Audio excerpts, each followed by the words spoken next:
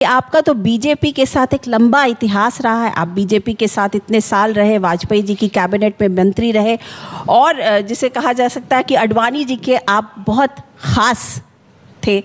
तो प्रधानमंत्री नरेंद्र मोदी जी की पर्सनालिटी में आप ऐसी क्या चीज़ देखते हैं कि उनकी पर्सनालिटी जो है वो लोगों से अलग है और वो इतने दिन तक इतने बड़े जनमानस का कहीं ना कहीं तो उनके साथ जिसे कहते जुड़ाव है ना? तो क्या आप देखते हैं, बिकॉज आपने बहुत सारे लीडर्स के साथ काम किया है, आप उनके साथ आपके घनिष्ठ संबंध रहे हैं, आपने नरेंद्र मोदी को भी बहुत करीब से देखा है, क्या लगता है आपको क्या खासियत है उनकी? अगर आप आज्ञा दें तो दो भाग में इसका जवाब दे दूं।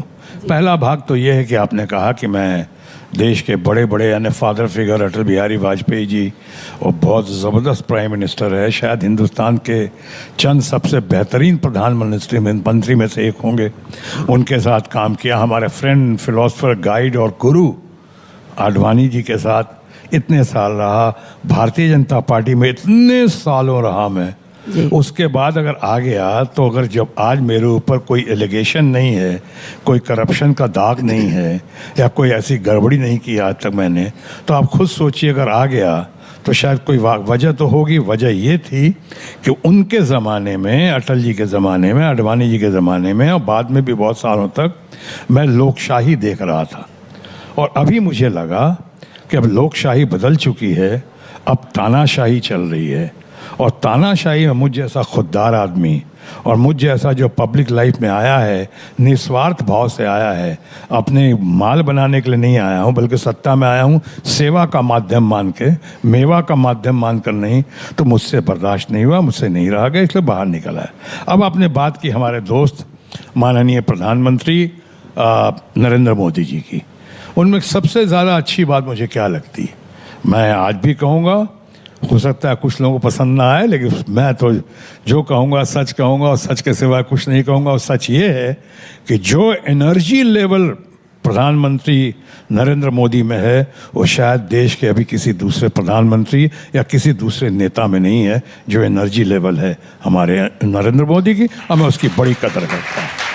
अच्छा शत्रुघ्न सिन्हा जी, लेकिन आप तो पहले कहते थे कि बीजेपी मेरी आखिरी पार्टी है, मतलब पहली और आखिरी पार्टी होगी, फिर ऐसा क्या हो गया कि आप कांग्रेस में और फिर कांग्रेस से टीएमसी में आ गए? मतलब ऐसा ट्रिगर पॉइंट क्या था आपकी राजनीतिक जीवन का कि आपको उनको छोड़ना पड़ा? कुछ तो ट्रिगर हुआ होगा। तो न्यूज़ 24 के मंच से आज आप खुले दिल से और खुले मन से ये बताइए कि क्या हुआ था। देखिए, आपने कहा कि कुछ मैं जवाब दिया था अभी, लेकिन फिर दोहरा देता हूँ। मुझे लगा कि जो बातें मैं जनहित में उठा रहा था, शुरू में कहा था व्यक्ति से बड़ा पार्टी होता है और पार्टी से बड़ा देश होता है।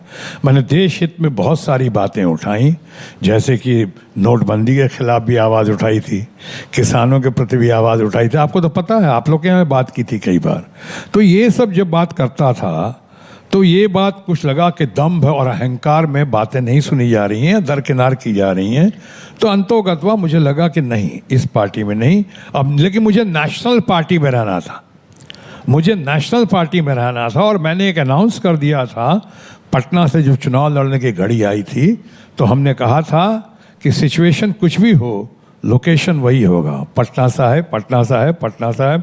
मेरी पहली और आखिरी चॉइस है पटना साहिब। ये भी सही है जो आपने कहा, मैंने बहुत दुख के साथ में कह रहा था ये कि मैंने खुद कहा था, जिस भारतीय जनता पार्टी में भारत रत्न नानाजी देशमुख मुझे लेकर गए थे, जहाँ मुझे अटल बिहारी वाजपेयी जी और इन्होंने लाल कृष्ण आडवाणी जी को सुपुर्द किया गया, उन लोगों ने हमें बहुत बढ़िया, दिल्ली के बहुत बढ़िया लीडर थे मदन लाल खुराना, उनको मुझे सुपुर्द किया ट्रेनिंग के लिए।